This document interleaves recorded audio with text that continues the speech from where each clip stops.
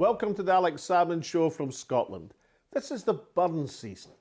And normally at this time of year, from Moscow to Michigan, Cape Horn to Cape Hope, devotees of the National Bard are gathering together to celebrate the life and works of Scotland's greatest poet, Robert Burns. This year, the celebrations are virtual, but what will be lost in camaraderie no doubt will be made up for the international reach of the speakers and the guests. Today, to celebrate the season, we look at the life and times of another great Scot and keen Burnsian, the socialist firebrand Jimmy REID. We speak to the author of an upcoming book on the working class hero some 10 years after his death, and we speer twa honest men and bonny lassies to speak their ain and nae doot Jimmy REID's well-kent pairts, a Rabbie Burns. But first it is me now with your tweets, your emails and your messages. O Taz, thou get thy fairn. In hell they'll roast thee, like a hern. Well, there's been a tremendous online discussion in relation to our show last week, featuring top Tory commentator Peter Oborne and Professor Richard Murphy, where, amongst other things, we discussed the contribution of Marcus Rashford to political debate. To which Stephen says, Marcus Rashford is young enough to still remember vividly his mum's struggle. Not coming from political elite, he cannot be accused, as non-Tory party members are, of playing politics. Andrew Northall says, an absolutely brutal and devastating critique of Chancellor Rishi Sunak's entire understanding and response to the whole COVID-19 crisis by Peter Oborne. We also discussed the current political leadership of the Labour Party, to which Isabel tweeted, Jeremy Corbyn is superior in all ways to Starmer. Willie Lawrie says, Sir Keir Starmer has made the Labour Party more credible? What? More credible to who? Beatrice said, how could a Sir defend Labour class problems? Rosemary says, Labour has no chance in Scotland until they back independence. And finally, Margaret Black says, really enjoying your show, Alex. Gives a real insight into what's happening in politics south of the border. Very interesting times we live in, don't we just? And now to a perspective on the life of Jimmy REID, the man who led the workers of the Clyde to a historic victory almost half a century ago. Although never elected to Parliament, Jimmy REID was the most influential and famous Scottish socialist of his era. The best MP Scotland never had. Alex is in conversation with the author and journalist Brian McGeechan in relation to a new book. Brian McGeechan, you've called your new book on Jimmy REID, Walking with History. Why that title? I think, Alex, it certainly sums up Jimmy, a man who walked with history. These pivotal figures in post-war 20th century, he knew them. He became a figure of great significance on his own. Now, these were two series of interviews, some 20 years apart, which is fascinating. And the first set of interviews was in the early 1990s, am I correct? Yes, that's right. 1994, had worked with Jimmy on his magazine, 7 Days. And it was very nonchalant about the project in the sense that he said, typical Jimmy words, you want to talk about things, son, come up. That's how it began. Then resumed in 2008 when he retired to Butte. So it was a much more reflective Jimmy at that point, I would say. Now, of course, Jimmy REID was an incredibly well-read man. I mean, self-taught in the main. And as you say, he had known some of the great towering figures of the 20th century. I mean, I know that one of his great friends was Paul Robeson, the great American bass singer and civil rights activist. What did Jimmy tell you about Paul Robeson? Well, he'd helped Paul Robeson Jr. on a passport problem when Jimmy was working for the Communist Party in London in the 1960s. And at a function with his wife, Joan, he was approached by Paul Robeson himself, who says, I want to speak to Jimmy REID. Paul Robeson sought Jimmy out and thanked him profusely for helping his son. So it was quite an experience. And he got to know Paul Robeson and considered him quite such an admirable man. Well, because Paul Robeson was the towering figure of the civil rights movement before Martin Luther King, persecuted during the McCarthy period, but also one of the greatest singers in the world. But he had a particular affection for Scotland, didn't he, Paul Robeson? Yes, he did. Jimmy would talk about Paul Robeson performed in Glasgow to the Scottish audiences. And of course, Hebridean songs, Burns songs, the Ballad of Joe Hill. The Scots loved him, of course, and just fell in love with that voice and his activism, obviously. Now, Jimmy Reid went on a political journey from the Communist Party through the Labour Party, eventually joined the Scottish National Party. Indeed, I signed him up. Did any of your conversations with Jimmy reflect that political journey?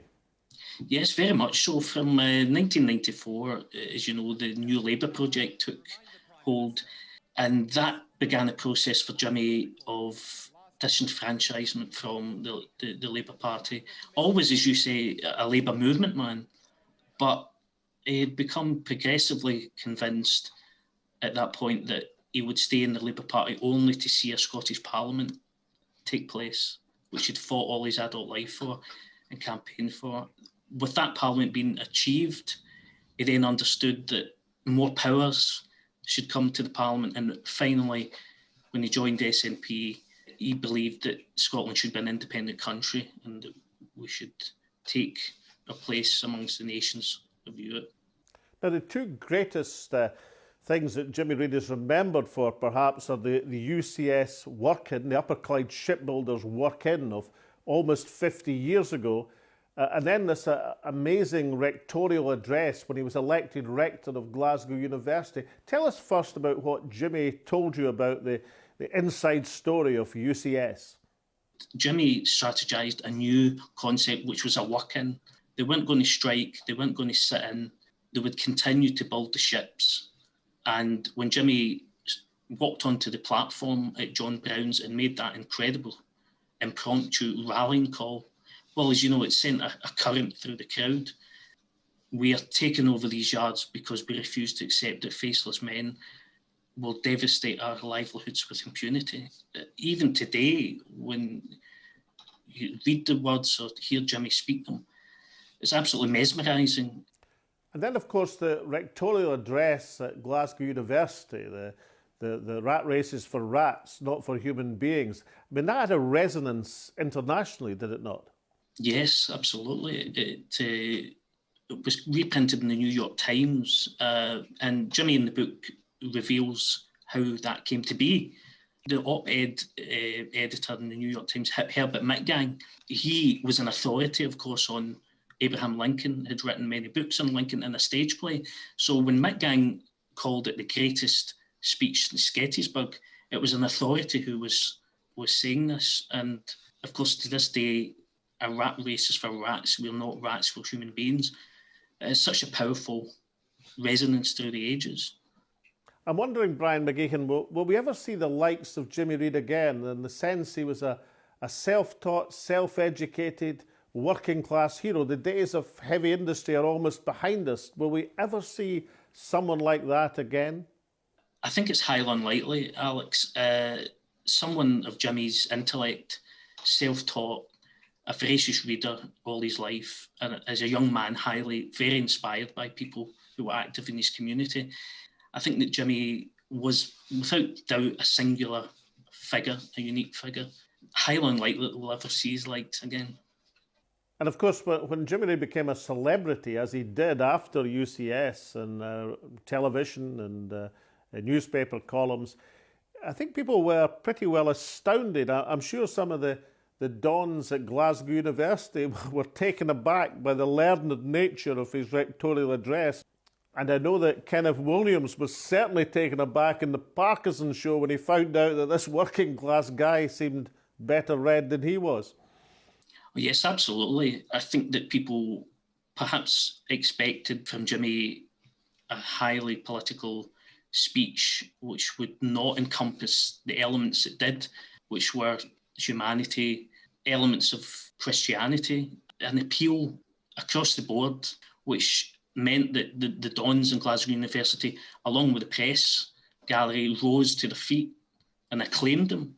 And I think it surprised a lot of people, particularly someone like Kenneth Williams, who didn't expect Jimmy to quote Shelley's Mask of Anarchy and talk in a way which certainly left him on the ropes. I think people who watch this now on YouTube, they realise that Jimmy delivered a few knockout punches through his intellect, which was considerable.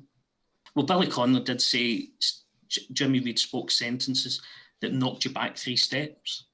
Now, I should say, Brian, in the interest of transparency, that you've asked me to do a foreword for the book, so I've had a unique insight. And I know you have this unique family photo library that Aileen Reid, one of Jimmy's daughters, is contributing to the book. Will that give us an insight into the man behind the legend? Yes, absolutely. He was very photogenic. There's quite a few paintings of Jimmy also, and the archive from Aileen has been absolutely tremendous, and gives a private insight to him as he was at home, watching the football, smoking a cigar, enjoying the conviviality of life, which he always did. I mean, I have treasured photos of myself with him at the Jazz Festival at Butte, where he drew a crowd more than any of the musicians, because people wanted to meet Jimmy Reid, shake his hand. And the fact they did so in such a convivial setting, it summed up Jimmy perfectly, as do the photos, which is tremendous. And one last question, Brian McGeechan, given the season, I know that Jimmy was one of the many great figures in the world who were inspired by Robert Burns. And if I'm right, he summed up the rectorial address speech with a quotation from Burns.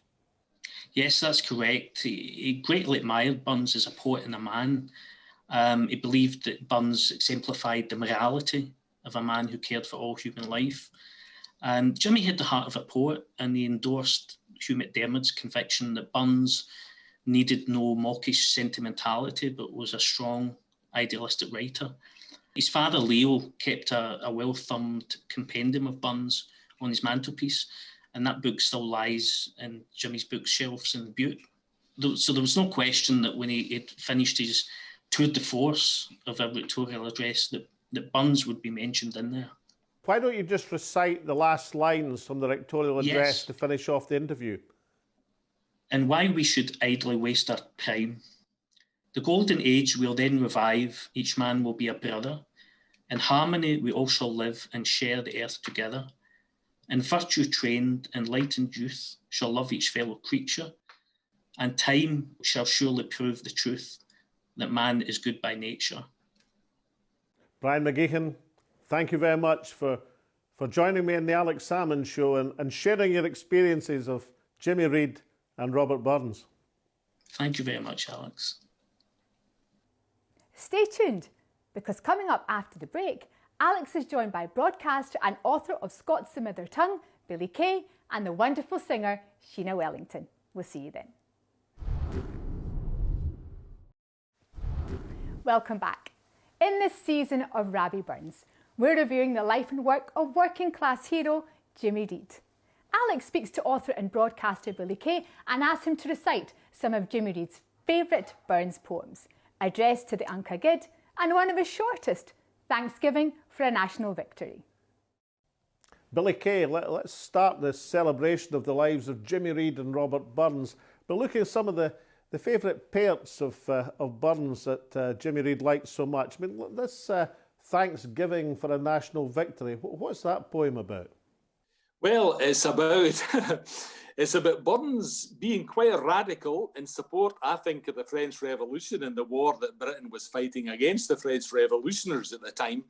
And he had a number of these, and that got him into a lot of trouble. So he also wrote at times poetry that would cover his back and make sure he wasn't sent to the penal colony in Australia or murdered or assassinated, which happened to the radicals in 1820, a couple of decades later. But in this wee poem, he says, "Ye hypocrites, are these your pranks to murder men and gie God thanks? Desist for shame, proceed no further. God won't accept your thanks for murder." So it's a very, very strong and striking poem. He was famous for singing Ça ira, the French revolutionary song, in the Globe Theatre in Dumfries. And then he had to really watch his back after the authorities had their eye on him. Yes, they're very powerful lines indeed. And I well remember Jimmy Reid mobilising them in his opposition to the Iraq war in his in his newspaper columns. But how about this other poem that was mentioned in Jimmy's memoirs, addressed to the Unca Gid? What's that about, bearing in mind it's an international audience? The Unca Gid are the extremely good.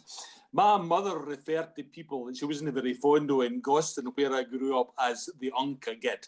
Folk that are pretentious and put it on a wee bit and are not really genuine in anything they do.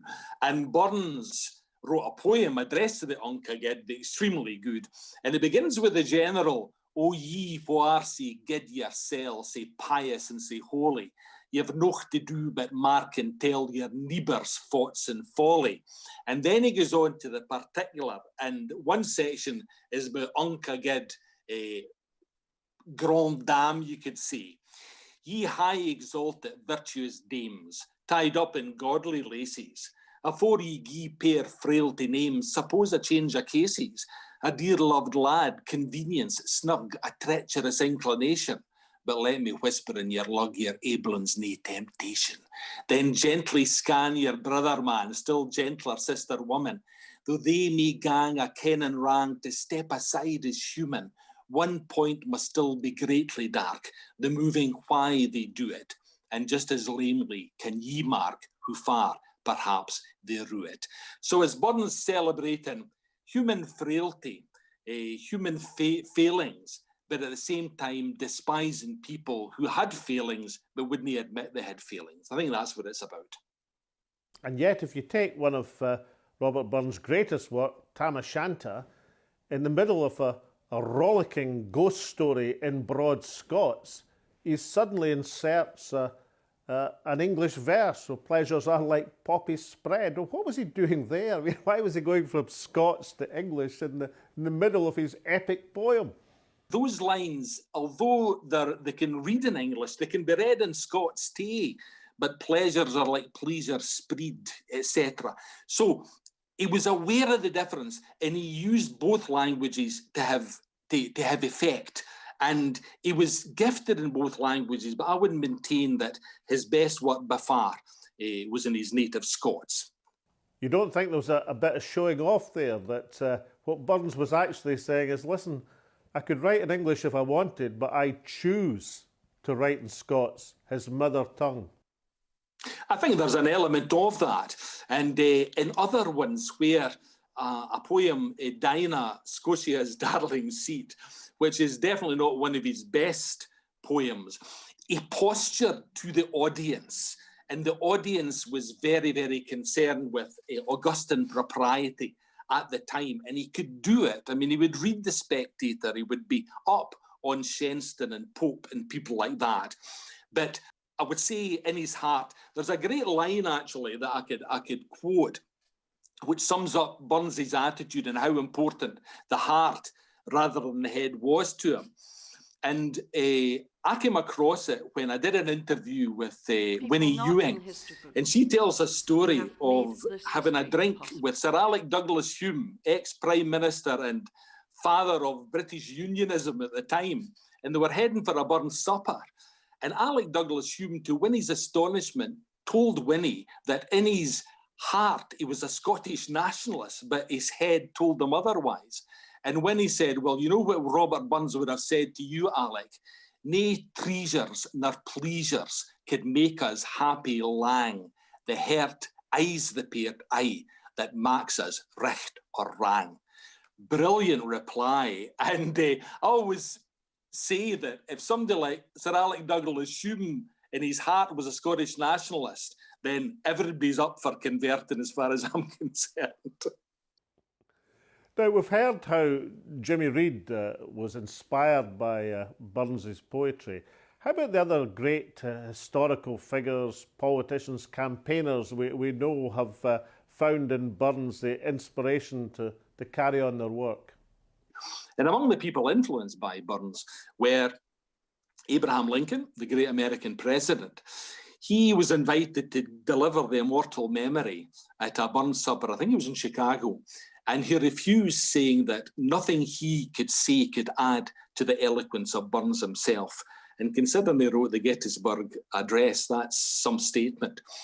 He had friends growing up in Illinois in his 20s who were Scots and who were Burnsians, and who taught him to recite Burns off by heart. As famously, Abraham Lincoln could recite Robert Burns's poetry in Scots off by heart. Someone else from the States was Frederick Douglass, the great African-American leader. When he came to Scotland to preach against slavery, he visited Burns's cottage. He later met Burns's sister, and he quoted Burns, especially songs like A Man's a Man for All That, the great egalitarian songs of Robert Burns. And of course, later on, Maya Angelou is a great fan of Burns and mentions his influence on her. So there's a lot of great American writers were influenced by Robert Burns. A favourite line from Burns himself? Burns's songs and poetry were just part of my culture growing up. My father played in the barabon and the brass band and played tunes like A Man's a Man for All That. My sister was a good Burns singer. At family get-togethers, would sing Burns and then would sing the Beatles. They were part of popular culture at the time. So I really grew up with Burns. So it's hard for me to choose any poem as my favourite, but because of its Ayrshire connections, and like Burns, I was born in Kyle, I always think of this as an Ayrshire anthem. Wha the Airts the wind can blow, I dearly like the west, for there the bonny lassie lives, the lass that I loo best. There wild wids grow and rivers row and money's the hell atween, but day and nicht my fancy's flecht is ever with my Jean. Billy Kay, broadcaster, author of Scots, the mother tongue, and Burnsian, thank you for joining us again on the Alex Salmond Show. Thank you. This year, international celebrations of Rabbie Burns are taking place in cyberspace online. Fitting really, given that 10 years ago, astronaut Nick Patrick took a miniaturised volume of the Bard's poetry up to the International Space Station. Alex speaks to legendary singer Sheena Wellington, someone who's been involved in many of the online Burns extravaganzas this year. Sheena Wellington, and that historic moment when you sang at the opening of the Scots Parliament back in 1999, it was Robert Burns you sang. Was that your choice or the Parliament's choice? It was actually, I believe, the choice of either a civil servant or Shona Irvine, who at that time was or possibly Shona REID, who was on the panel. And they decided that A Man's a Man for All That was a good song, and it was better if it was sung by a woman. So I got the honour. Now, of course, Sheena, in your career, you've done you must have done more Burns suppers than I've had hot dinners. But this year, of course, very different because there can't be, for obvious reasons, because of pandemic reasons, there can't be any of the camaraderie that we normally get in Burns suppers. So you must be doing them in the virtual world. How are you getting on with virtual Burns suppers?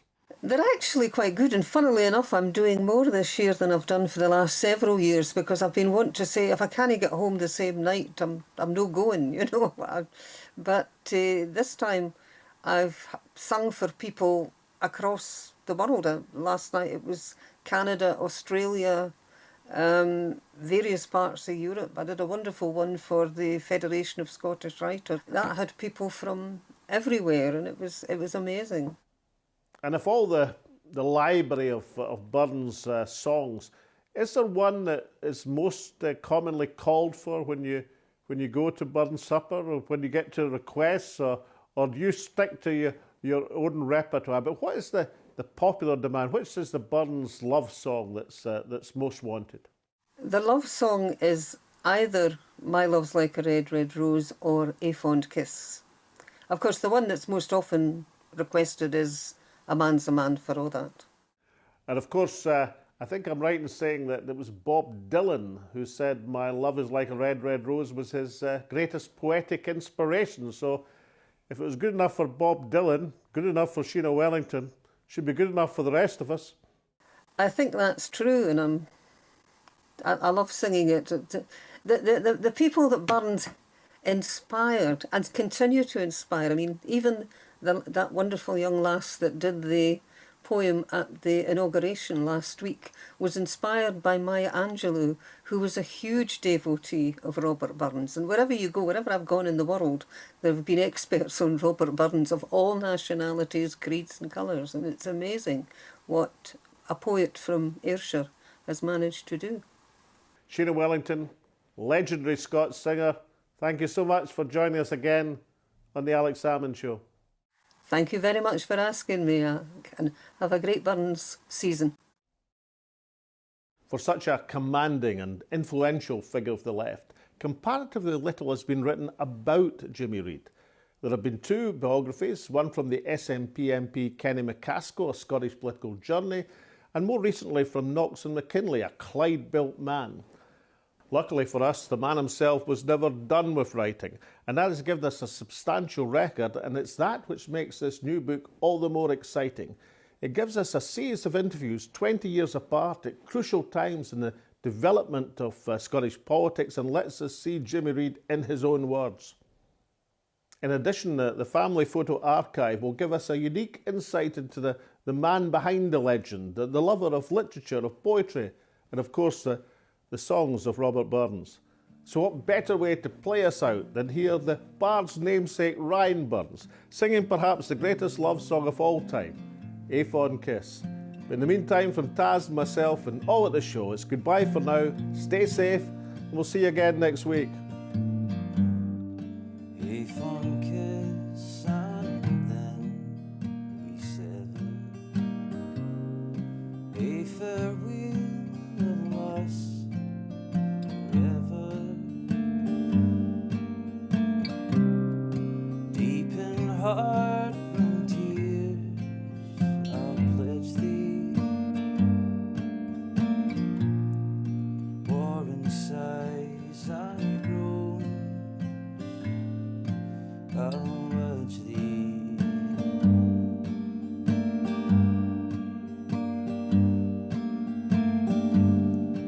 Who shall say that fortune grieves him while the star of